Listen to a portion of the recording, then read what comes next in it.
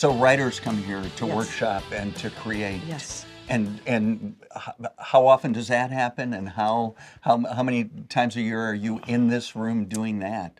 It definitely went on hiatus after COVID, Yeah. and that was unfortunate. But it's a lot to get that machine up and running again, as Sure. you probably know with doing shows. And Yeah. so it's on hiatus. Maybe it'll come into something else. But imagine 3 times a year, an entire week, bringing in 30 to 40 musicians from all over the country, housing them at the Holiday Motel, Yeah. feeding them, Yeah. and then having this space for musicians to write and record and then perform live at the end of the week. Oh, great. So we would always say songs so fresh they're not written yet. So it's just amazing. So fresh they're not written yet. Isn't that great? Yeah. Bonnie Raitt? Oh, absolutely. Yeah. Because but she was considered blues as well. When you listen to her, it's like, well, she's blues, but she's so much more. So much more. And I have to say that at 17, I emulated her so much that I had to stop listening to her music because I wanted to be my own artist. Oh. So I found that Interesting. I was getting a vocal quality that I didn't want to take on Bonnie-isms. So I just That's called over-influenced. this over-influence, yeah. So, I mean, certainly the electric guitar came in because I watched her play Yeah. and went to every concert that I absolutely could and had the opportunity of meeting her when I was about, I think, 17, 18. Really? Yeah, John Lee Hooker opened up for her. And I was also this sort of amateur photographer, and I wasn't sure what I wanted to do when I grew up since I was only 17.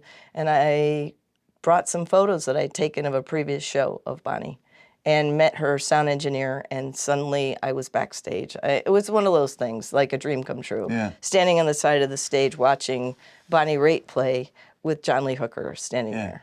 So, And that's part of the fabric of what's yeah. You yeah, know. sure. Yeah. And then we went to Alice's restaurant afterwards. So, up. you know, so it was like those things that you're like, I'm pinching myself. Yeah. It's also the industry has changed so much. The way in which people hear their music is all online. Yeah. And in order for a do-it-yourself artist like myself, how do I make money at that? I'm producing a product. What is it? Yeah. How do you get that? So there's the kind of mom and pop brick and mortar aspect of it. So I create a song, right? Yeah. That takes a lot of time to do. Now I have to record it. Now I get it out there to distribute it. How do I make money on that? And if I'm making money performing, then that's more where my energy goes into. So Right. then where do I have time to really sit down and have that headspace to create? That's why I love the weeks of, you know, I got to shut down for a week and just write music with Right. my collaborating friends. But I write all the time. I don't Do write. people buy your songs?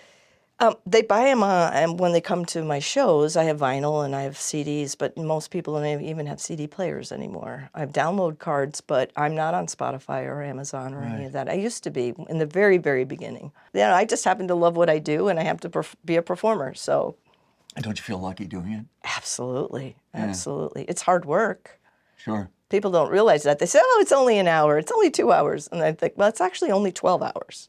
Because by the time I get up and pack, get this gear ready, load up the car, get to the gig, set it up, do the show, tear down, talk to people, get home, it's a 12-hour day. It is. And that's a local gig. Yeah.